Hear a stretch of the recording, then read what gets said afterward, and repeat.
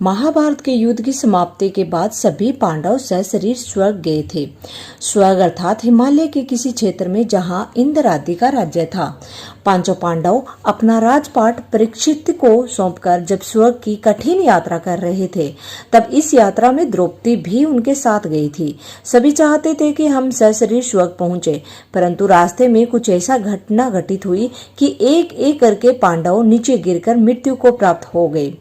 यात्रा के दौरान जब पांडव बद्रीनाथ पहुंचे और वहां से आगे बढ़े, तो सरस्वती नदी के उद्गम स्थल पर नदी को पार करना द्रौपदी के लिए कष्टकर हो गया था। ऐसे समय में भीम ने एक बड़ा सा चट्टान उठाकर नदी के बीच में डाल दिया। द्रौपदी ने इस चट्टान पर चलकर सरस्वती नदी को पार किया था। कहते हैं कि माणा गांव में सरस्वती के उद्गम पर आज भी इस चट्टान को देखा जा सकता है। इसे वर्तमान में भीम पुल कहा जाता है। हालांकि महाभारत की कथा अनुसार पांचों पांडव, द्रौपदी तथा एक कुत्ता आगे चलने लगे। एक जगह द्रौपदी लड़खड़ाकर गिर पड़ी। द्रौपदी को गिरा देख भीम ने युधिष्ठिर से पूछा कि द्रौपदी ने कभी कोई पाप नहीं किया, तो फिर क्या कारण है कि वह नीचे गिर पड़ी।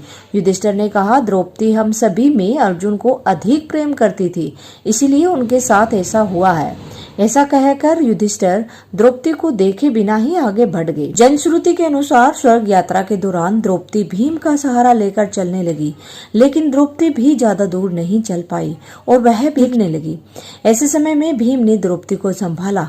उस समय द्रौपदी ने कहा, सभी भाइयों में भीम ने मुझे सबसे ज्यादा प्यार किया है और मैं अगले जन्म में फिर से भीम की पत्नी बनना चाहूंगी।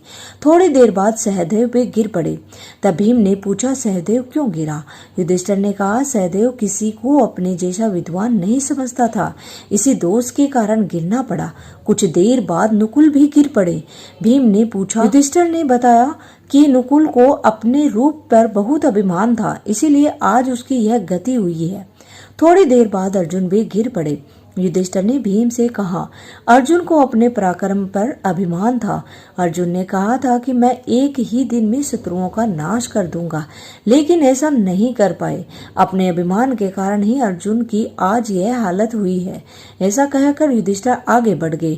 थोड़ी देर आगे चलने पर भीम भी गिर गए।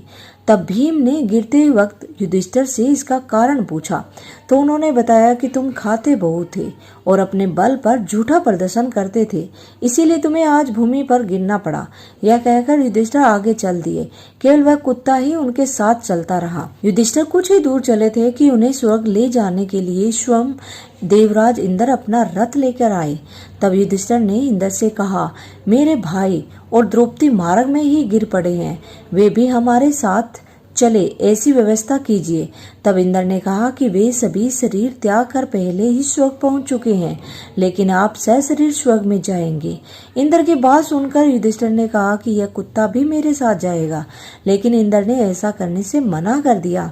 काफी देर समझाने पर भी जब युधिष्ठिर बिना कुत्ते के स्वर्ग जाने के लिए नहीं माने, तो कुत्ते के रूप में यमराज अपने वास्तविक रूप में प्रकट हो गए। युधिष्ठिर को अपने धर्म में स्थित देखकर यमराज खुश हुए। इसके बाद इंद्र और युधिष्ठिर रथ में बैठकर स्वर्ग की ओर निकल पड़े। दोस्तों, ये वीडियो अच्छा लगा तो video like, share and subscribe करना। Thank you.